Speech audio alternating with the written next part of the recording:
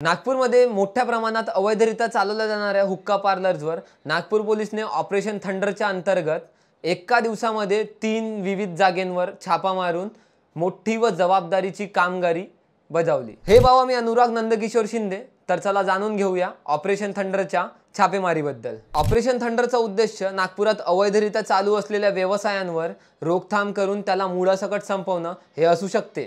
Operation थंडरच्या अंतर्गत एक दिवसात 3 जागेंवर छापे मारून तब्बल 1.5 लाख रुपयांचे सामान व रोख जप्त करण्यात आले, ज्यामध्ये एकूण 36 लोकांना अटक करण्यात आली, ज्याचं नेतृत्व नागपूरचे कमिशनर डॉक्टर रवींद्र सिंगल यांनी केलं। तर पहिली धाड नागपूरच्या गोकुलपेठ परिसरातील फर्श कॅफेमध्ये करण्यात आली, ज्यामध्ये एकूण 14 हुक्का पॉट जप्त करण्यात आले। दुसरी धाड लक्ष्मी भवन चौकातील हर्ष कॅफेमध्ये करण्यात आली, ज्यामध्ये एकूण 15 हुक्का पॉट, 23 चिलम व 22 पाईपसह अन्य फ्लेवर्स सोबत 72,000 रुपये इतकं सामान जप्त करण्यात आलं। व तिसरी धाड अंबाझरी पोलीस स्टेशन अंतर्गत LSD कॅफेमध्ये करण्यात आली, ज्यामध्ये 17 हुक्का पॉट्स व 33 पाईप आणि फ्लेवर्स यासह लॅपटॉप, ज्यांची एकूण किंमत 67,000 रुपये आहे। तर हे होते नागपूरच्या पोलिसांचे कामगिरीचे अपडेट्स। तर अशाच काही अपडेट्ससाठी फॉलो करा आणि सबस्क्राइब करा हे बावाला।